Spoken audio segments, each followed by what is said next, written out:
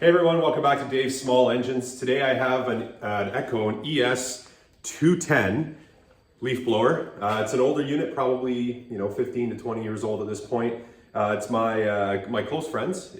He dropped it off for me and said, hey, it's doing this weird RPM fluctuation. I can start it, it'll run, but it'll go from top RPM all the way down to almost dying and then back up. So immediately in my head, I'm thinking fuel delivery issue. So I'm going to check the fuel filter. And then probably because this is an older unit, it's time for a carburetor rebuild kit. So hang on tight and let's diagnose this thing and get it fixed.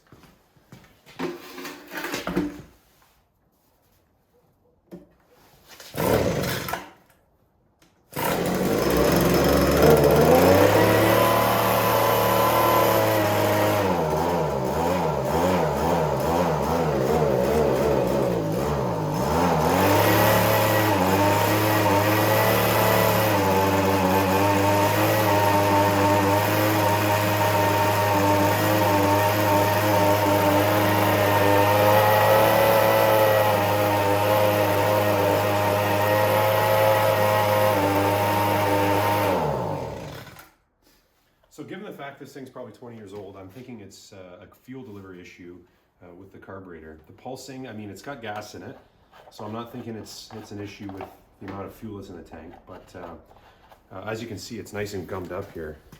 It's just an older blower, that's well used. So I think I'll just take the carb apart and see if I can't fix that issue.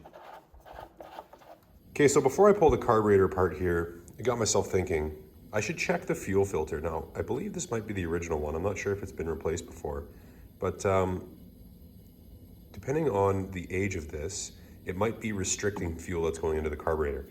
I have a bunch of extras, so I'm just gonna swap a new one in and then see if that solves the problem. So this is the fuel filter I'll replace it with. Just a bit dirty on the outside from sitting in my parts box, but simply just right into here and then back down into the tank. So just did a quick test. Unfortunately, it did not solve the RPM fluctuating problem. So now it's time to take the carburetor off and apart. Okay, so first it's these two Phillips screws.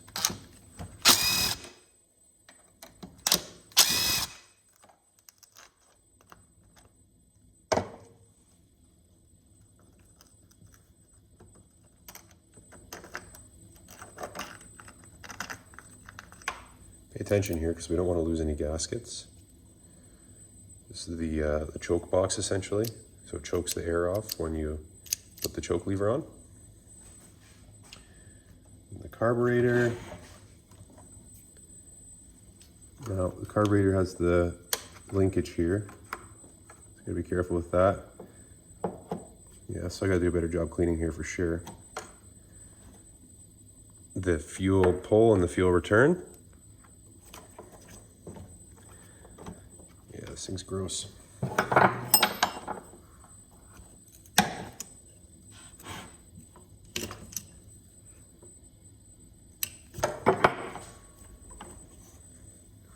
So there's the carburetor. Nice and gummy. So I'll clean all that up and then pull it apart. This gasket stayed on here. This lighting is poor here, I'm sorry guys.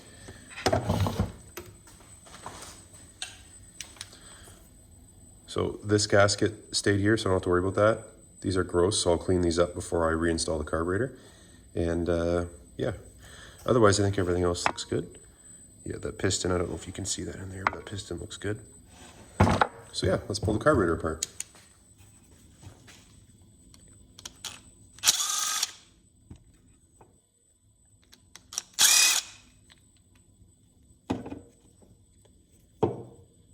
So here's the fuel pump side of things. This is a plastic diaphragm, and over time they lose their pliable nature. This could be part of the problem here. You can see that indent. So when that's brand new, it's flat and it moves up and down when the pulses of the carburetor, the pulses from the engine enter into the carburetor here, and that's what actually pumps the fuel. So if this isn't flat and actuating in the way it was designed, this could be our problem here. Let's check out the metering side of things. Actually, I believe there's a couple more gaskets on this side. No, just this one here.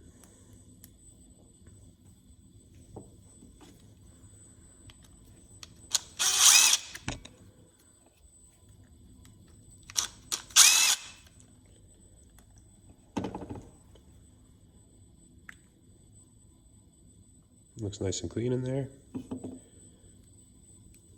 So this is the metering side, the metering diaphragm, yeah. Okay, so I can already tell, this is, see the creases here? That's not what we're after. This should be soft and pliable, just the same as the other side. In fact, this is a rubber versus a plastic on the pump side of things. So I think we might have our problem here. An expired metering and expired pump diaphragm. Then the final two things for disassembly is the metering lever here, which comes out with this single screw. Be careful when you pull this out though, because it's spring loaded almost, and I've had these fly across the room before. And then just the two high speed and low speed jets. We'll pull those out too, and then we'll spray it all clean and see if we can't put it back together and get it running with the new kit. So I'm noticing here on this carburetor, the high speed needle, the low speed needle is solid. You can't turn that, you can't move that. So the only needle we're gonna pull out is the high speed.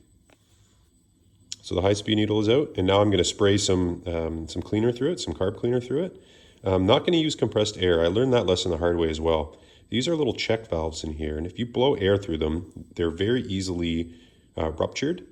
So I only ever use cleaner now. I actually have an ultrasonic cleaner that I'm quite fond of, but for this one, I'll show you that we can just use regular carb cleaner. All right, so I went through my stash and I found a diaphragm, a new one on the right. So this is the pump diaphragm. This is the actual same diaphragm. Now you can see the creases in this one from the use, and this one doesn't have any of that on the right. So that's what we're looking for, and this is the reason why sometimes we can get pumping issues in our carburetors. I also found a new metering diaphragm. So you can see the one on the right has a couple creases. This is just fresh and pliable compared to the older one. So let's swap those back in. So this has been sprayed out now with carb cleaner. I don't go too excessively anymore. You know, in the needles, make sure that the cleaning solution or the fluid is coming out of the intended direction or the path that it's intended to. So I'll install the needles on this side first. Sorry, the lever. These can be a bit pesky.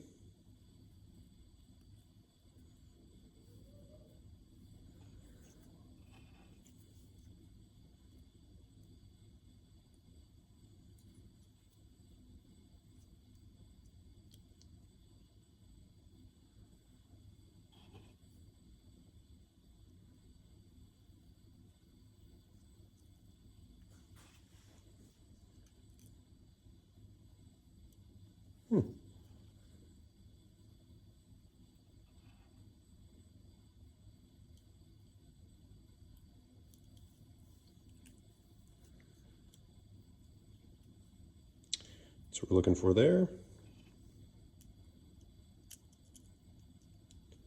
Then the screw to hold it in.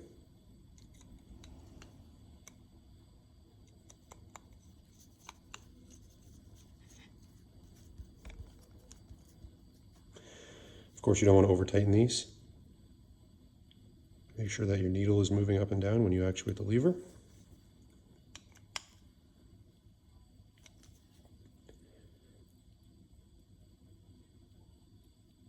Just like that.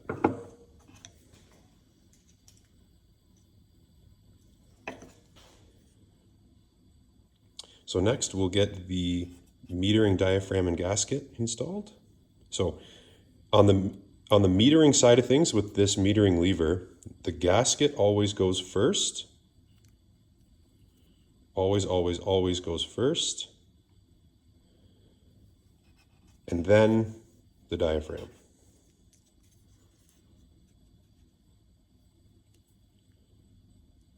Make sure all the holes are lined up. Just like that. And then you should be able to feel the diaphragm actuating the lever.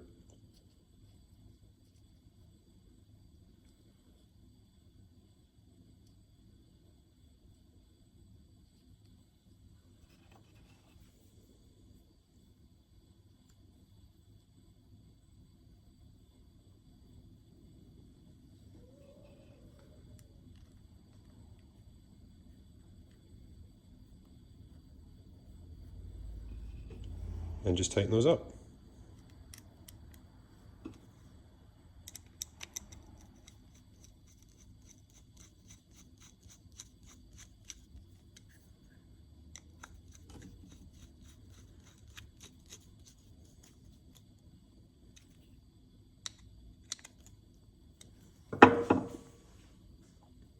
All right, so on this side, the pump diaphragm goes flush against the block or the carburetor itself. And then the gasket on top.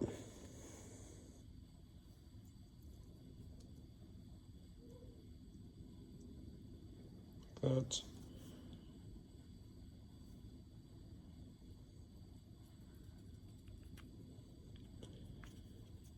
Sits flat just like that.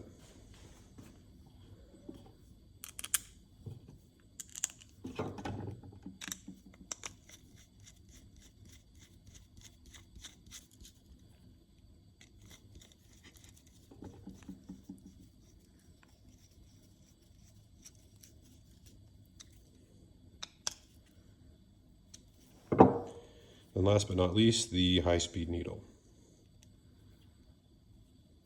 Now I'm going to set this at 1.5 turns out. That's usually a good area to start your tuning. So you don't want to torque this down like tight. You just want to make sure that it seats. Remember, this is all aluminum, so seats, and then back it out 1/2, 1.5. Okay, let's put it back on the blower. So one of the nice things that I like about the Echo equipment, the older stuff anyways, is that these bolts are long enough that you can basically thread everything through that you need to, sorry, not thread, but like kind of stage everything.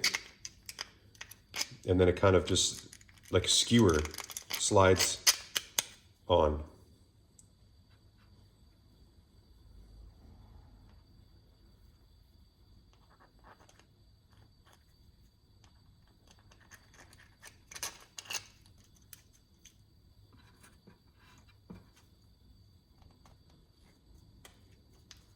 Kind of like a sandwich like that. And then it'll just go on here. Now the only thing I'm really worried about at this point is making sure that I have the throttle linkage on. Like that. And then the 2 fuel lines.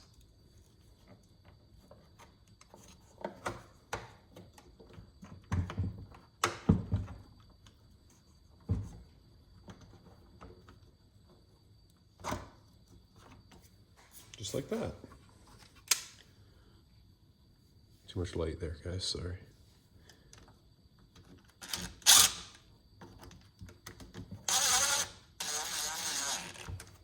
And I'm not doing this up tight with the impact, just to kind of get things rolling.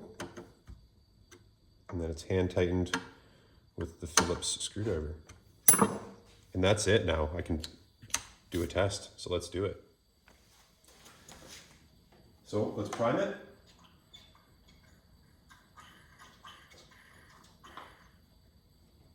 Ignition switch on, throttle full, choke on.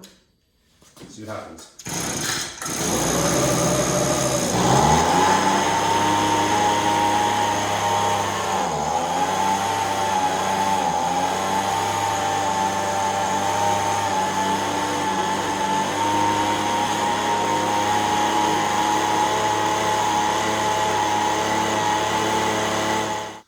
so now that we know that it's running and it's not doing the fluctuation behavior like it was before, I'm going to hook up my digital tachometer here again and see if I can tune it to within the 7,000 to 9,000 RPM.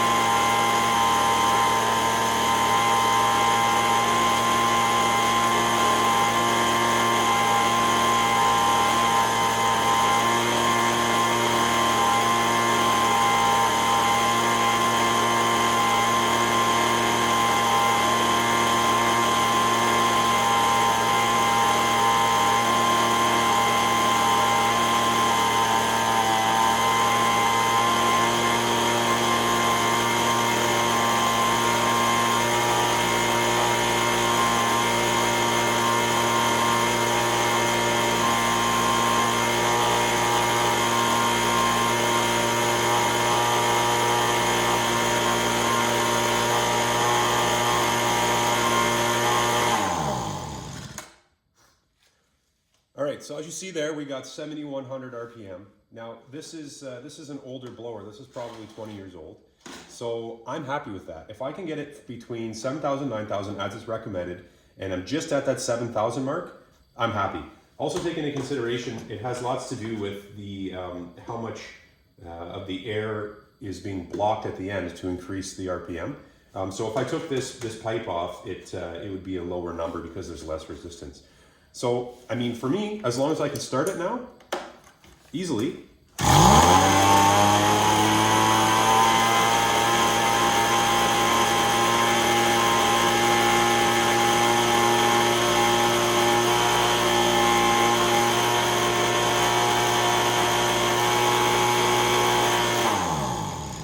So as long as it starts now, I'm over the 7,000 RPM, it's not fluctuating. This unit is now complete and ready to go back to my buddy. So there we have it, guys. This Echo ES210 is now fixed and ready to go. Now, I'm noticing it's not the most powerful blower, but for, you know, lawn trimmings and light leaf work, I think it's great. Here in Canada, anyways, we have a couple more months of this fluffy white stuff, so it'll have to sit on the shelf until then, but I hope he's happy with it, and I hope you guys enjoyed the video. If you have any comments, please throw them out there. I try to do my best to answer every comment. I'm loving the engagement I'm having here with my subscribers. I just hit 1,000 subscribers, so thank you all so much for that. I'm having a blast doing this still, and the videos with Dawn, of course, which I'm sure you guys have seen as well. So yeah, this has been great, and let's keep it up. Take care.